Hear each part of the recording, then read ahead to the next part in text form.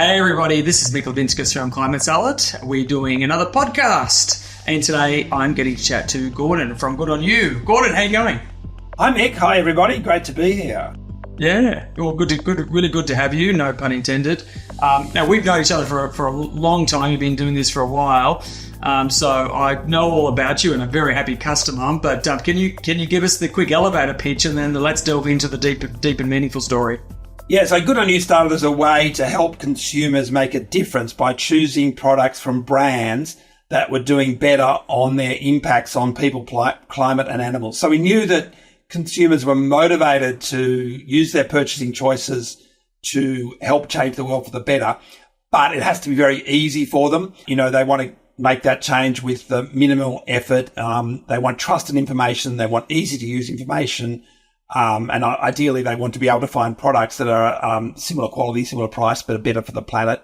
For some consumers, they're prepared a little bit more. But the real barrier that we solve is getting access to trusted information about a really wide range of brands on where they sit, whether they're the best, in the middle, towards the bottom. Because we know that as a consumer, you don't want to make a sustainable choice. You want to make a choice that meets your needs that is also sustainable. And so you really need information about a very wide range of products, not just somebody writing an article saying this is the best, collared shirt. If it doesn't come in the color, size, price point that suits you, that's not useful information. And it's just why we try to give data on as many brands as possible. Yeah, got it.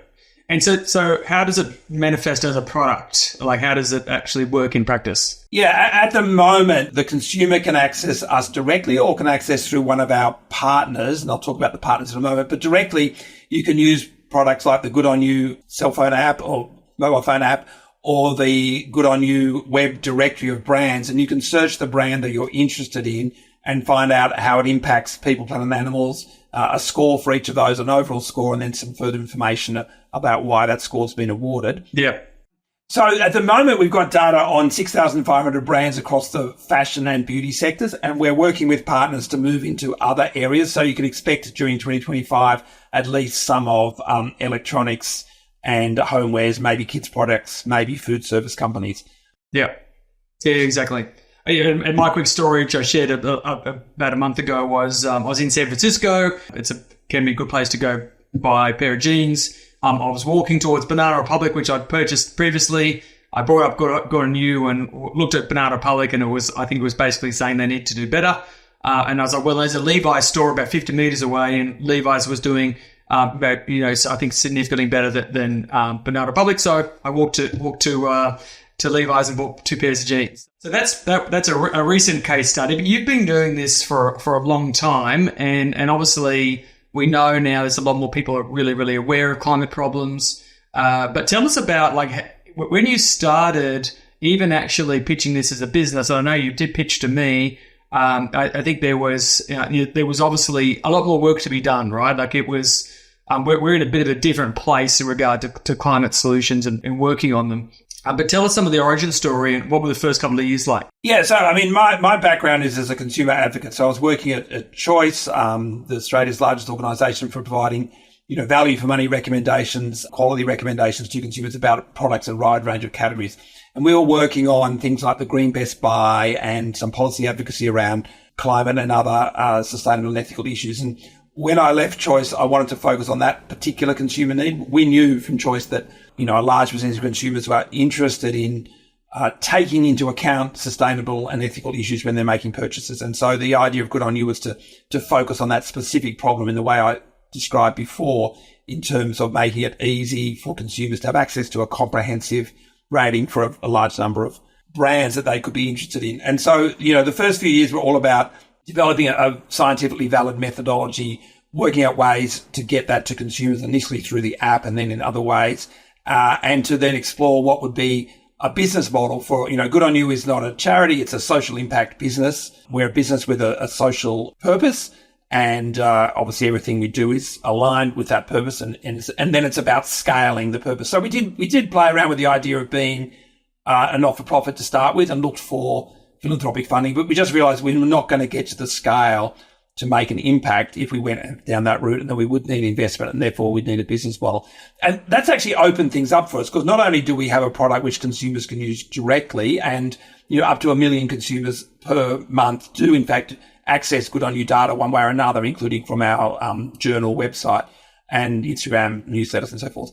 But it's actually allowed us to create a product which can be used by retailers and product discovery platforms where tens, hundreds, thousands times as many consumers are using Good On You. And so we worked with multi-brand e-commerce retailers like Farfetch and some others, and they use our data to identify 4 or 5% of the products on their site that are doing better. And they've seen quite a lot of success in consumers taking account of that information when they're making their purchases on those sites. Similarly, we've worked with people like Microsoft Bing Shopping or Klarna, who also communicate with their users, and people discover products on those platforms. They don't buy them there, but they use them as a research tool. So having to develop a business model has in fact opened up ways to find further impact. And if I haven't said too much, most recently, I think one of the really exciting things is that we're now working with a number of shopping mall businesses to help them assess their tenants. So their tenants are fashion brands, beauty brands, multi-brand fashion retailers. So the shopping malls are using our data to work with their tenants to improve their sustainability score and to present to consumers information about the overall profile of their tenants and to push them to do better. Yeah, really interesting. So sometimes I think when people think of climate problems, they think of solar panels and EVs. Why this problem? Like, what's the impact? How good on you would it be if we solved, if you were able to significantly change the consumer behaviour here? Well, the world has accepted for some time that sustainable production and consumption is really important. And SDG 12, Sustainable Development Goal 12, always brought together consumption and production. And so the focus is on the choices we make as consumers. I mean, ultimately, people only produce stuff, businesses only produce stuff if they have a market to sell it to. And the market is basically either the government or households, so consumers. And so it's the choices that we make that ultimately derive the impacts. It's how far we want to drive. It's where we want to fly to. It's what clothes we want to wear. It's how we want to heat our homes. It's all those consumer choices, which banks we work with. They will impact indirectly or directly the energy used or the other features. So ultimately, it's consumer decisions which drive the impacts on climate and on nature and on workers that we are concerned about. And so if we can help, even 10, 20% consumers make better decisions half the time, we have a measurable and massive impact on those problems. And then if we take the sectors we're looking at, fashion is our first one. I mean, some people say that fashion is responsible for 10% of global emissions, which is a gross exaggeration. But even if it's only responsible for 1 to 2%, which is a very credible estimate, that is a significant part of the problem. And if we can, work with other people to bring that down by 50%, then, we're making a big difference. So if we can get 50% of consumers to change their purchasing habits 50% of the time, and that has a 50% reduction on the impact, that is whatever, 10, 15, 20% improvement on whatever that is for fashion. And then we're rolling that out to other sectors. So, if it affects your banking choices, if it affects your real estate agent choices, travel agent choices, beauty brand choices, household brand choices, pet brand choices, et cetera, then this is our theory of change and how we hope to have impact. Yeah, really interesting. And can you tell me a bit about the circular influences of this? So obviously, Banana Republic would have preferred me to go into their store. Like, what's the brand response been to this? Are they do they care yet that people are making decisions this way? Is it enough people? So Good On You was launched 9 years ago in 2015 now, and we launched the app and we had 10,000 users in 8 days in Australia only.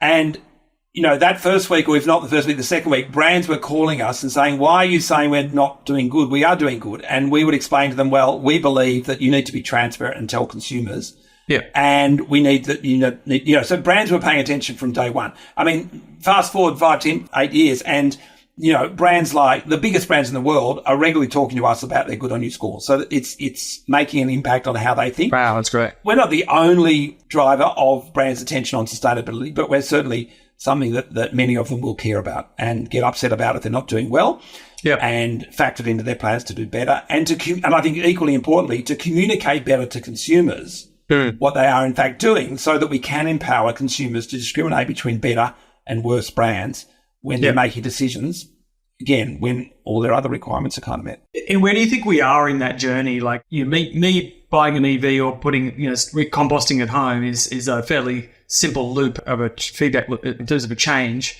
But a brand becoming genuinely good in their production and manufacturing and shipping and all those components, like some of those things for these massive brands, it's kind of like the bigger the brand, the worse the impact, but the better the possible outcome of change. Where are we overall in that journey? It's not simple. There are complex factors at play here. I mean, for all the improvement we've seen amongst a cohort of brands, including big brands, and there's been quite a lot of improvement in the way they approach many things. I'll talk about that in more detail. But the point I want to make is that we do have a kind of a negative, which is the moves to fast and then even faster fashion, and the increasing reliance on polyester as the primary material in the fashion industry. I'm focusing here mainly on fashion because that's the sector that we work with the most so far.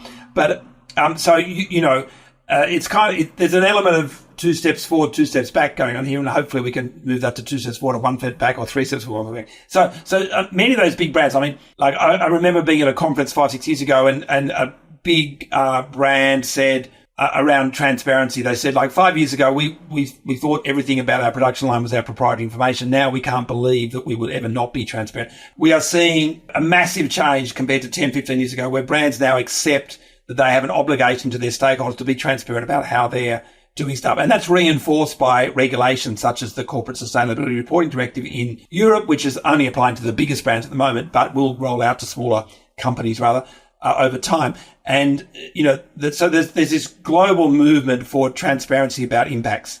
And there's a global movement for accuracy and the ability to substantiate that. And there's a global movement for consistent standards like ISSB, which is an international standard about how you report on sustainability, which has been picked up in some company legislation around non-financial disclosure. So for me, you need both a way to empower consumers to make better choices, but you also need responses, which will sometimes include regulatory responses to brands that don't care. Or whose business model is just inherently no good. So for me, there's a role for government to set a floor. You can't do this practice or that practice. Also, to regulate communication, you can't say carbon neutral if it's some magic formula that doesn't really mean anything, or has trade-offs which are hidden. But at the end of the day, regulation can't tell companies exactly what to make and how to make it. And so we also need consumer power. Sometimes people put this opposition, consumer power is too weak, it will never influence brands. So we have to have regulation. And they forget that it's hard to achieve regulation. Regulation can only go so far. Regulation often has unintended consequences. So we definitely need certain kinds of regulation, particularly around transparency, particularly around stamping out the worst practices. But we also need the power of consumers and indeed investors to influence companies to do better. And so the regulatory environment has to support consumers making those choices. The regulatory environment has to be pro-information disclosure. It has to support innovation, like Good On You, but like many other potential innovations that will help consumers more easily, more readily create those incentives for brands to do better. Is there any companies that are like the standard doing amazing, like leading this around the world, like that you can tell the Kudos case? Of large companies, of course, Patagonia has obviously been committed to the environment all along. It's a large company that has a complex supply chain. There are obviously some problems occasionally that pop up, but I don't think that should put people off from knowing that Patagonia is a company that's wholly committed to positive outcomes, particularly on environment, but also for animals and workers. VF Corporation is a big company that's doing pretty well. That's the North Face. It's one of the higher rated companies. Some inherent problems in luxury, particularly the climate impacts of leather. But the Kering Group, which includes Gucci, are certainly better than some of their competitors in the luxury space.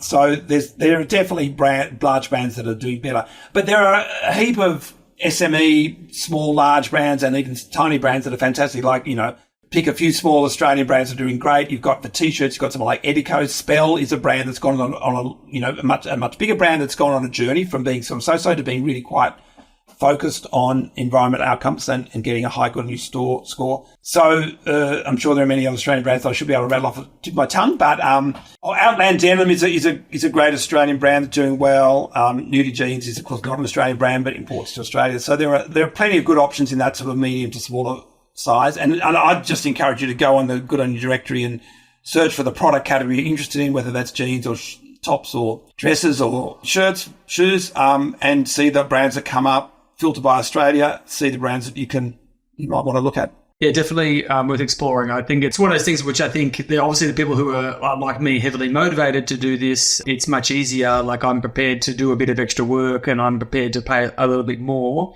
And in a lot of instances, it's actually just a choice between two options, one which is better than the other. And I think, as you said, one of the key things is it doesn't actually need to be every single consumer. It just every additional person adds to the weight of that message to these brands. Yeah. And that by itself is probably not enough, but coupled with regulation is also key. Do you actually, I know Australia's got some really great companies. We've obviously got within the Climate Salad Global Growth Program, we've got Alt Leather and we've got New Era Bio, and we've got some of these products that are building alternatives, and Samsara is also doing some recycled work. Do you actually, when people say we'd like to do more, like what do we actually do? Do you help them? Like obviously it's really, really challenging at scale, but are the solutions and alternatives getting better so that they can actually make choices which are both make a great product, which is not obviously, because they can't say, oh, you know what, here's a pair of jeans, they're $600. I'm sure some jeans are $600. I'm not buying them, but the average person can't afford to buy those, and they're not prepared to pay another $500 more. Like, is the technology actually getting better to the point where there, instead of a green premium, there's a green benefit? Yeah, complicated question, Mick, but one part of my answer would be that we have a tool called Good Measures, which is available to brands to learn how to do better. So, of course, some of the biggest brands have, very smart sustainability people who are helping them, but our tool helps them focus on the specific things which we have weighted highly in our score. We also connect them to service providers who can help them in that journey, like potentially the Australian companies that you mentioned, although some of them, Samsara is kind of close to production. The other two are very much still in pilot phase. And that tool is obviously, particularly valuable for small and medium brands who can't afford to have much in-house sustainability expertise. But then, in terms of our solutions becoming available, I mean, there is a lot of work being done by industry or by partnerships between not-for-profits and industry on solving a whole range of problems. I mean, you've got an organisation like Textile Exchange, which is, 1,000-member organisation, of whom 300 or 400 of members are large brands, and they connect suppliers and brands together to work on all sorts of problems with the goal of reducing the greenhouse gas emissions of textiles in line with Paris targets, right? Yeah. And so it's about promoting recycling. It's about identifying alternative production processes, like not just organic, but regenerative farming, which have much lower climate and nature impacts. I mean, there's a lot of work being done in Australia on regenerative wool growing, which inputs into that global system. Australia is one of the 2 or 3 largest suppliers of wool for the global textile industry. And there's work around the world around cotton farming and so forth. So they're really doing the hands-on, on-the-ground work to make it possible for fashion brands to move in that direction. And the expectation, or the other part of that, is that we do need brands to be getting on board to support the solutions, like, pre-ordering the better materials in sufficient quantities that the prices can come down.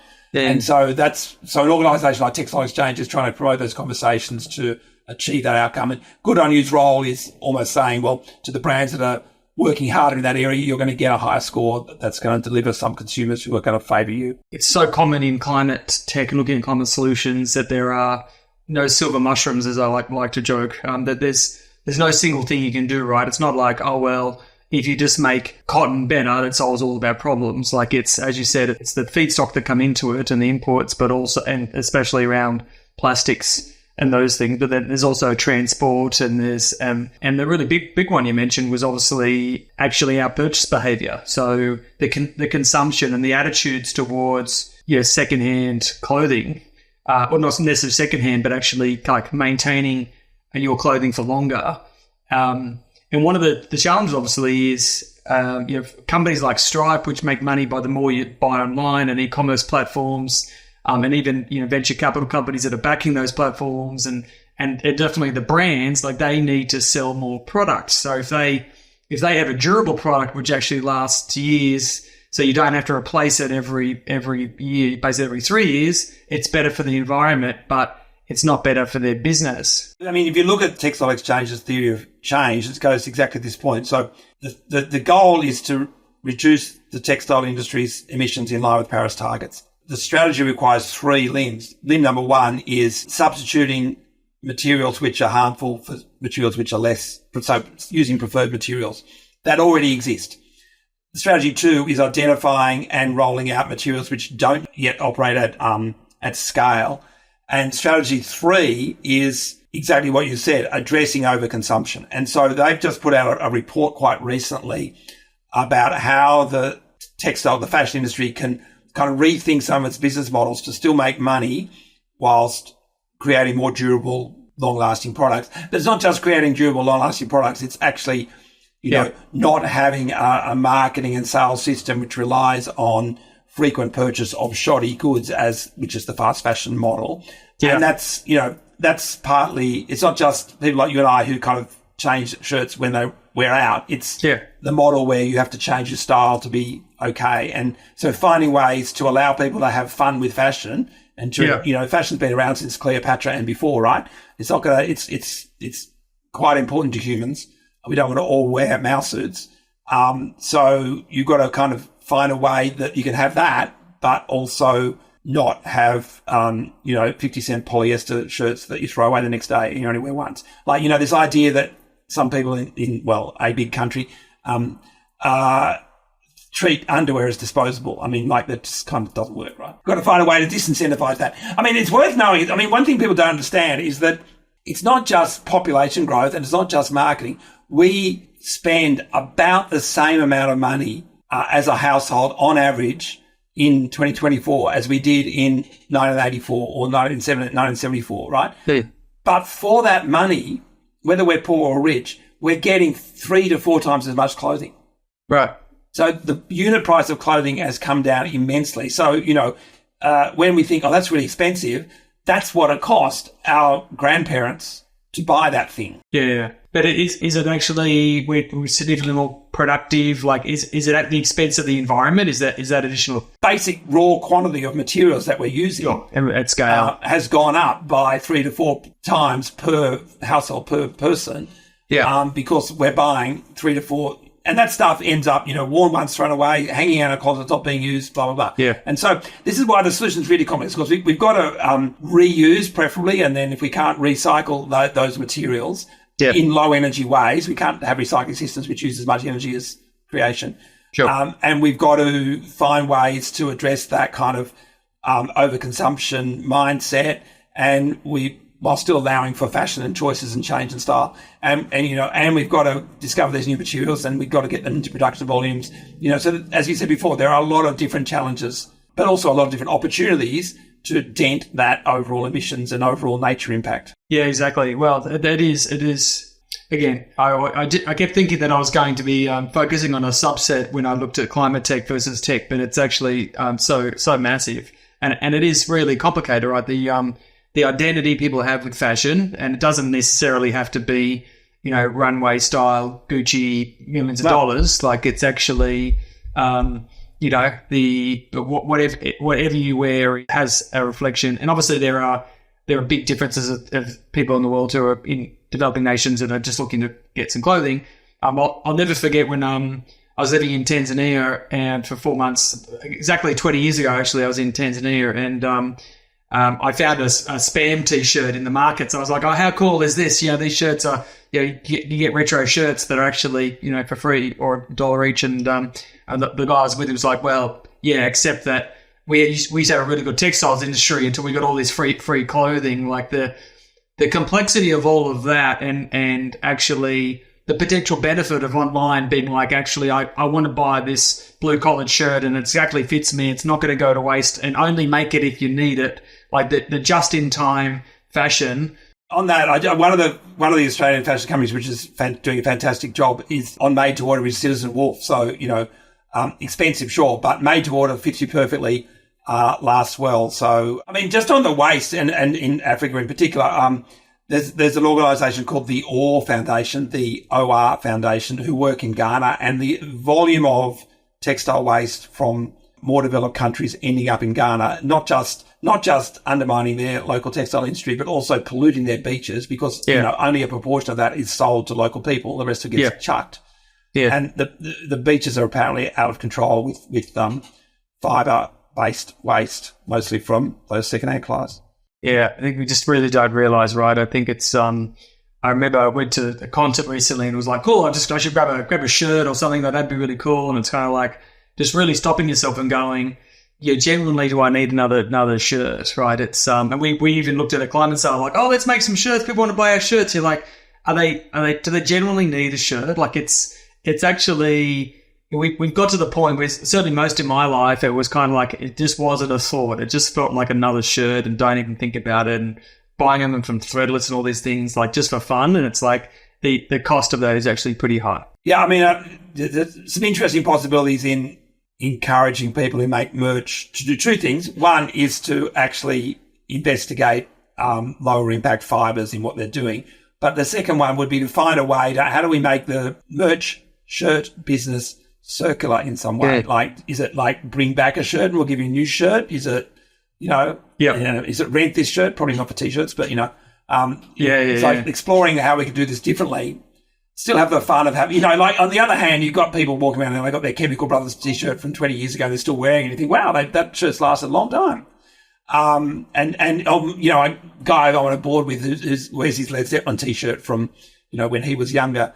He's older than me and he's had his Led Zeppelin T-shirt for a very long time. Well, I noticed you can get them from some of the news stores now, and some people, I'm like, have they probably ever even listened to Led Zeppelin? Well, that's true too. Yes, certain big companies reissuing those sorts of things. But yeah. Yeah, exactly. I remember getting, from sustainable, I ended up getting like 5 reusable coffee cups as gifts. So I was like, this is from sustainability groups. So it is, I think there's two things there. One is, climate solutions are not going to work if they are massive green premiums or if they basically make the world feel like we're going back 50 years. So I think the difference of making actually really good quality stuff that lasts longer, you want to be able to have, I remember buying the Angels shirt from the Horton Pavilion when the first concert I ever went to. I don't know if that shirt's still around, but like it was so amazing to have that. And I was so proud of it for years and wore it and that's okay. But what you don't want is like buying one every single week and you're like the totally fast, there's obviously some really bad operators in that space. So it's actually finding better ways to do it rather than actually modifying behavior over time. Like it doesn't have to be like everybody tomorrow stop doing this. It's just basically like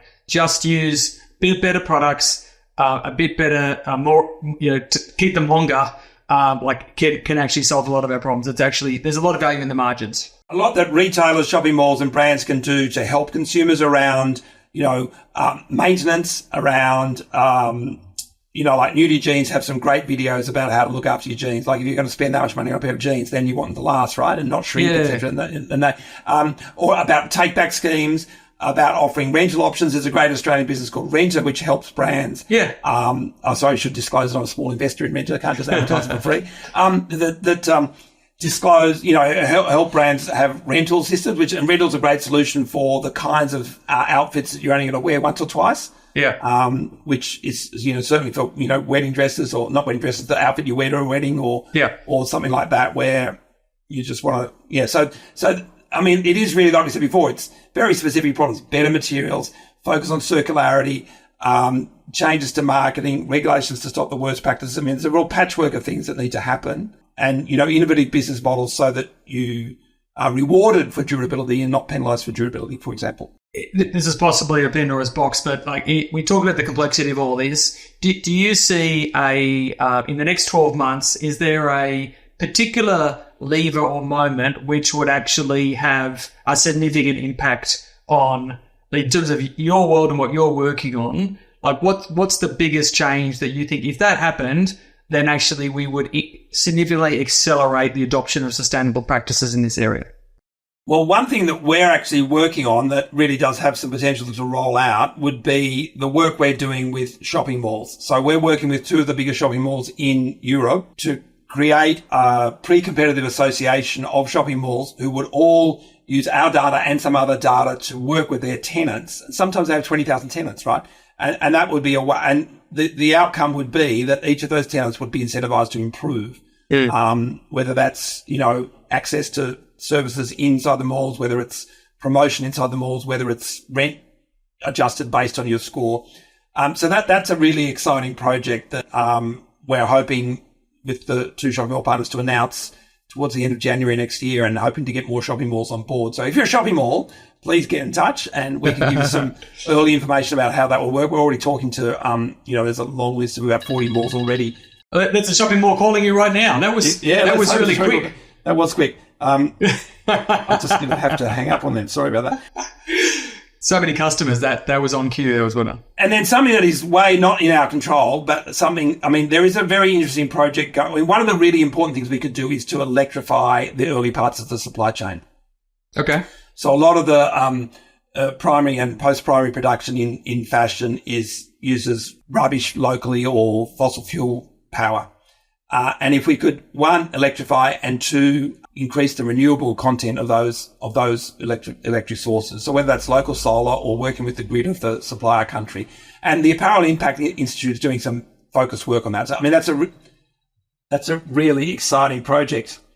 Yeah. Customers just ringing off the hook, man. That's exciting. Do you want to do that again, or do you want to? No. Let's keep going. Include that. I could throw out the other room.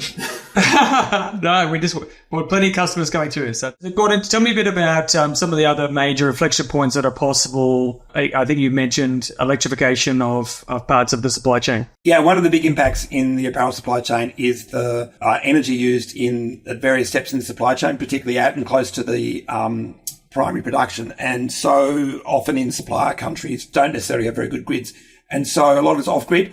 And so replacing those heating processes with either electrification or electrification from renewables, ideally both, is a big opportunity. And the Apparel Impact Institute is a industry-wide organisation that's working on that. And so that's definitely a big part of it. That's pretty big. So just let's look to the future. What does 2025 look like for Good On You? The big thing is what we talked about before, which is rolling out with our two shopping mall partners this, industry-wide ability for shopping malls to assess their retailer tenants against sustainability criteria using Good On You data and some other place-based data that we're going to supplement the Good On You score with, so that the malls can incentivize their retailer tenants to do better. And as before, malls sometimes have 20,000 tenants across their network.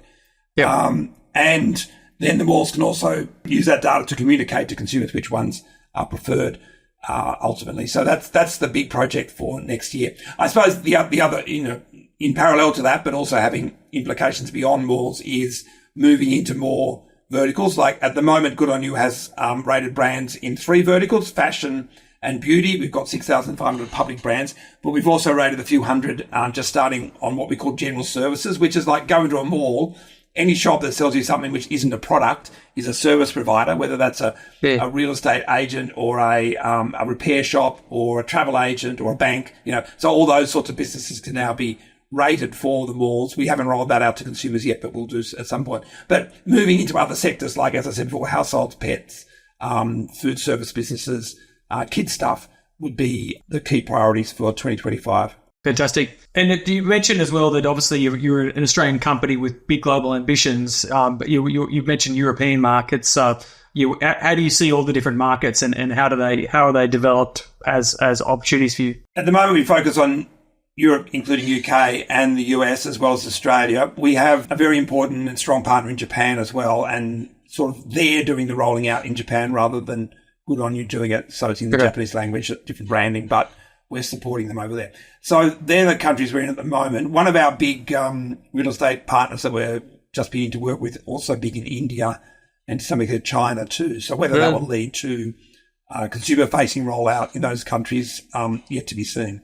You've been doing this for a while, and lots of people contact us with ideas and a big desire to work on climate solutions. Any kind of your reflections or advice you'd give to new entrepreneurs entering this space on approach? I've been in the same industries for periods of time, but previous to this business, I don't think I had the same company for more than 5 years, right? So it's now 12 years of good on you. Yep. At least a few more to go. And so I think you've got to know that you care enough about the space and the solution, or perhaps the adjacent solution you're going to pivot to want to do it, because, you know, you don't do it for quick wins. There's no quick impact wins. And if you're doing financial win, you're probably not necessarily doing it for the right reason. So, yeah, so I think you've got to want to build something that takes some crafting long term. And yeah, some people will build very successful short-term businesses not short-term businesses that are successful in the short term, that'll have really big impacts, and that's fantastic. Some people will work on their business for decades and have a really big impact. That's also fantastic. And some people will give it a go and figure it's not working and try and do something else. So they're all good reasons. But I think if you're just doing it for fun for 2 years, I think that's not the right.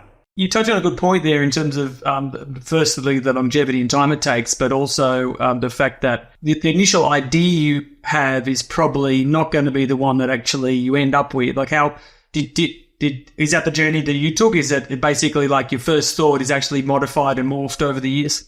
Well, look, I mean, the journey went something like this. We said, a few people sat around a room and said, like, we want to help consumers make decisions aligned with their values, so that they have a positive impact on workers and the environment. And then, you know, we narrowed that down to testing a few things, and then we ended up in fashion, right? We didn't start out with a vision about fashion. Now, many people will just say, I'm passionate about sustainable fashion, I want to do that.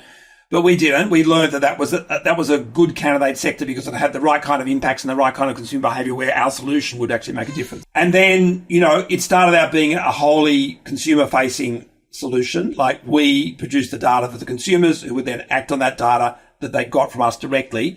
And at a certain point in time, we realised that we would reach more consumers by working with partners. And then, again, we were working with partners with a particular model, which was to communicate with their customers. And now we've got other equally or possibly more important partners who are actually communicating first and foremost with their tenants, with brands, and then customers later. So there is some very interesting evolution rather than revolution. But, I mean, I could imagine that you could have got to a point where it just wasn't working. I guess there was such a point. We were trying to run an online store where you could buy anything, but you would know how ethical it was. Of course, we hadn't got anywhere near anything. Essentially, what we learned trying to do that was that people hate really bad e-commerce stores, which is what our store was. I mean, it was a you know, affiliate marketing store. We weren't actually supplying the products. And so we thought, well, actually, I mean, at that point, it was like we are going to roll the dice, and if it doesn't work, we're going to stop. And so we said, we're going to crowdfund for an app. If we hit our target, we'll build the app and see what happens. So we hit this target, and we built the app, and we got 10,000 users in 8 days. And that was a signal to us. That was the point. We said, okay, this is worth doing for a bit. Yeah. And so, and then I think a couple of years later, that when the retailers came on board and said, we want to buy your data, that was the next signal. So the validations came in small bits and small tests. I mean, there have been some tests before that app go, no-go kind of decision. Crowdfunding campaign. So that crowdfunding campaign, if we'd raised 5,000 less, we probably would have stopped. Got it. Interesting. And last point, keen to know just for your feedback, and feel free to be as honest as you want to be, but you've been a part, obviously I knew you before Climate Salad, but you've been a part of our community and programs, especially the Global Growth Program. Can you just share, I think especially for the acknowledgement of thanks to the New South Wales Department of Climate Change, Energy, Environment and Water for the support. Yeah, what's the main impact you've had of being in that program? I think there are a lot of impacts. I mean, there's some very practical things like just connecting with people who can provide advice, be sounding boards. Like some of the mentors we've talked with have been quite useful, whether employed like Stefan or some of the other volunteer mentors. That's been really good. I think that we've made connections with other businesses with potential partnerships, or where one or the other of us had some advice for the other, which has been quite good. Just before I got on the phone, got an email from one of the companies I met at the last event, and we're talking about, working together on some of those data solutions for malls we were talking about before and for other companies. So making those connections is really important. I think that just the sense of belonging to a community of people moving in the same direction. And then, finally, sort of related to the second point, which is just being a source of advice. Like, does anybody know X, or how do you go about Y? So I think there are many benefits to the community. I mean, we took part in the Global Growth Program, and we probably weren't as active a participant as some, partly for diary conflicts with the overseas trips. But yeah, no, I mean, it was all a lot of different, medium-sized benefits that add up to a very worthwhile experience. And I think recognizing again that the value of to the different members is also about the contribution from the members. So I think you've been one of the first to put your hand up to answer the questions in the community discussions, and there were others as well. And I think it's one of the things I've only ever seen in climate. Like there's always been some positivity in terms of startups, but the climate tech startups, everyone's got the common goal. And I think, as we discussed in this podcast, that everyone recognizes that nobody has a single solution to everyone's problems. Like we need a little bit of everything. So I think that the fact that we have a cohort of people doing different things is actually really critical. So, Gordon, thanks so much for sharing today. Thanks for being so committed to good on you and the work. And I hope 2025 produces those enormous inflection points that sounds like you've got the momentum for. Indeed. We'll see. Thank you so much. Thanks, mate. Talk soon. Bye, everyone.